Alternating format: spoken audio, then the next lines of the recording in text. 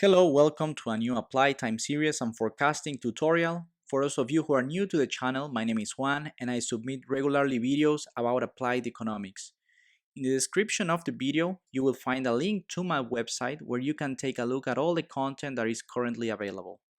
Also, you will find the datasets to replicate all the content of my tutorials and a link to buy the slides and the files in case that you wish so. So if you're interested in all this type of content, feel free to subscribe to my channel so you get a notification anytime that I submit a new video. So now, without further ado, let's begin with today's tutorial. So my plan for the coming weeks is to be covering diverse apply time series and forecasting models using Python. So first we need to get Python. So the idea then for this video is I will show you how to download Python in simple steps. All we need to do is to download Anaconda. But what is Anaconda? Well, it is a free and open source distribution of programming languages such as Python and R. And when you install Anaconda, then you're going to be getting all the packages that are essential to be able to use Python. And certainly this is going to be very convenient for all the users that are getting started with Python. You're going to be getting basically all that you need in only one site. So to do so, you have to go into the Anaconda website. It's anaconda.com. And we are going to be selecting here the option download for Windows. It's telling us it's getting us Python 3.9.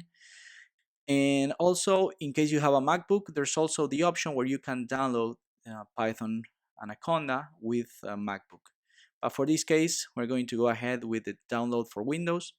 It's going to take a little bit here. We're just waiting for this to download. Once the download is complete, you should have it in your downloads folder. I'm going to select here open file, and you're going to be getting the following screen. We're going to select next.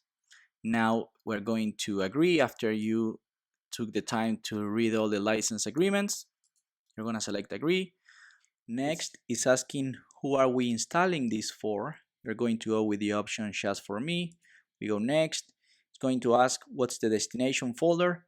I am going to leave this by default, but feel free to change the destination folder in case that you want. So let's go with the option next. And now it's going to ask some advanced options. I'm going to go with the option that says register Anaconda 3 as my default Python 3.9. So we're going to go with this option and we're going to hit install. And now it's going to be installing Anaconda. Now that the installation is complete, we're going to go with the option next. Going to go with next. And here we're going to just uncheck these boxes because I don't care about this for now. We're going to just go with the option finish. We can close now our browser. Now I'm going to go into my search. I'm going to type Anaconda and we can open the app. When you open Anaconda, you're going to be getting to this navigator that is going to be showing us all the available applications, and we are going to be using Jupyter Notebooks. So I'm going to go into launch and it should open a Safari or an internet window for you. In this case, it's open with Microsoft Edge for me, and the following window is going to appear. And to open a new notebook, all you have to do is go into the option new, select Python, and a new tab is going to open. We wait for this to load, and here we go.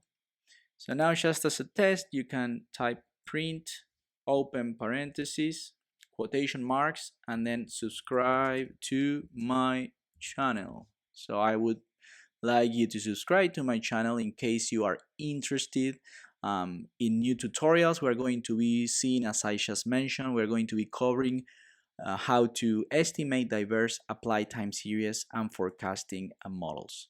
So thank you very much for watching and have a great day.